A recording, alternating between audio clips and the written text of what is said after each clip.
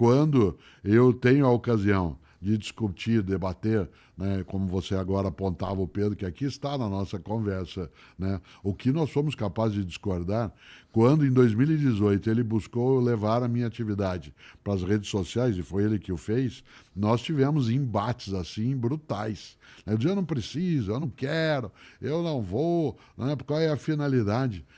Claro que eu tenho minhas razões e as tenho ainda, mas isso mostra que ambos pudemos crescer nessa direção, né? Isso marca um caminho em que prestar atenção naquilo que ainda não conheço burila, Aham. faz deixar melhor, faz com que eu tire a rudeza, né? Eu vou usar o termo técnico agora, fica erudito.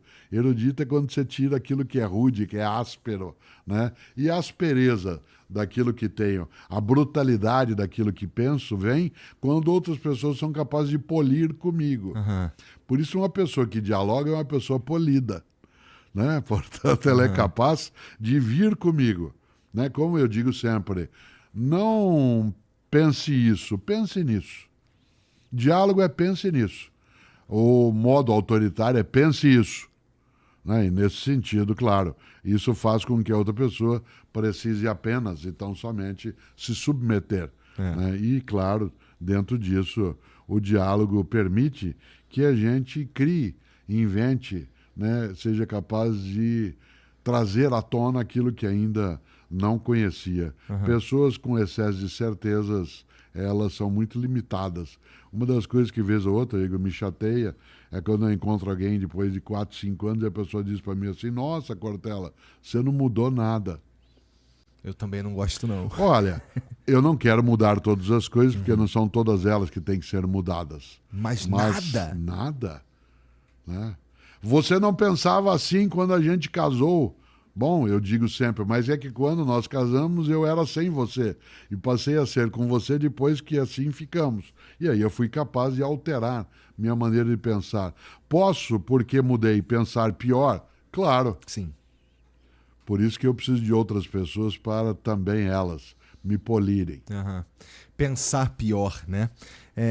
E aí, sobre essas certezas da vida, tem algumas que nos dão um certo nível, às vezes até um bom nível de segurança, no fim das contas. E aqui eu posso citar, por exemplo, as pessoas que são muito religiosas e elas têm algumas certezas sobre a existência de Deus, sobre a vida após a morte, sobre a existência, a possibilidade de falar com quem não está fisicamente aqui entre nós. Mas isso pode servir para que a gente tenha uma vida um pouco mais suave, porque assim, a certeza da finitude, ela ao contemplarmos, ela é um tanto, assim, ela tem o potencial de ser dolorida, né?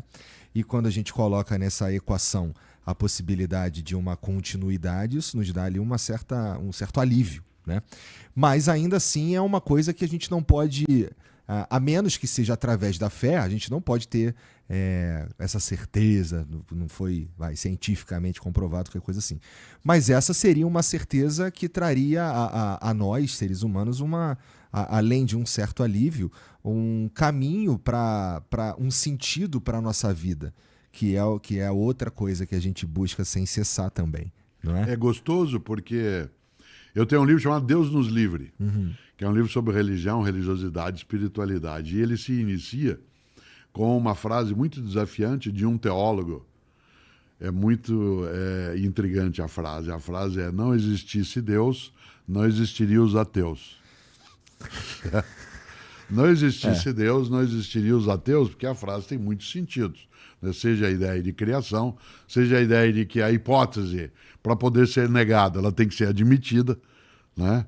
E nesse sentido, a ideia de religião, há uma frase que eu uso com frequência, até há muito tempo: religião não é coisa de gente tonta, religião é coisa de gente.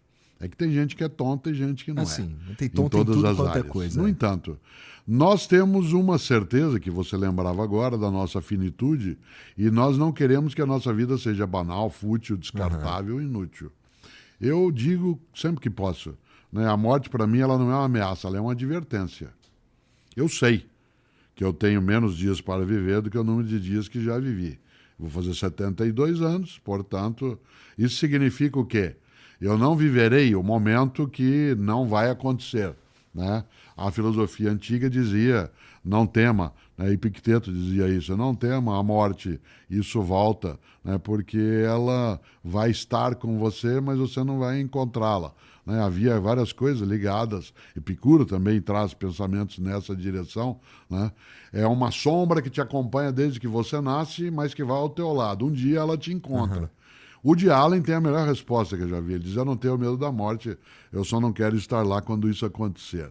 Ora, evidentemente que a religião ela não é algo que vem à tona apenas por causa da nossa mortalidade.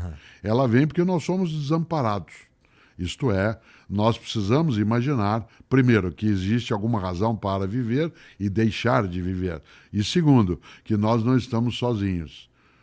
Que há todo um conjunto de forças que são anteriores e superiores a nós que podem nos auxiliar. Os deuses greco-romanos eram deuses que eram capazes da bondade e da maldade. Nós lidamos com algumas das religiões ocidentais com a noção de uma força divina bondosa com uma força maligna maldosa, né? E que essas forças elas estão sempre em movimento. Mas tudo isso resulta de algo que é muito expressivo, né? Nós somos frágeis e nós temos uma dificuldade. Nós não apenas vamos morrer, mas a gente sabe que vai fazê-lo. Por isso que crianças são mais fortes do que nós nisso, porque uma criança vira assim, fala assim, pai, quando você morrer, quem vai ficar com a tua cadeira? E a gente corrige a criança e diz, filha, não é quando que diz, é se. Claro que não é se. É quando. É quando. Ora, nesse sentido, o mortal estar morto não é alguma coisa que deveria nos surpreender. Sim. No entanto, nos surpreende sempre. Eu vou dar um exemplo aqui, desculpe, porque ele tem um tempo que não é tão longo, mas ele serve. Qual é a diferença entre ciência e religião e filosofia? A ciência, ela busca os comos. A religião e a filosofia, em grande parte, os porquês. Eu vou te dar um exemplo. Estou eu sentado aqui agora dialogando contigo e eu não quero que o que eu vou dizer aconteça. Mas eu estou dialogando aqui contigo e eu tenho um infarto agora fulminante e caio. A primeira coisa que acontece aqui é um espanto. Sim. O espanto é o que aconteceu.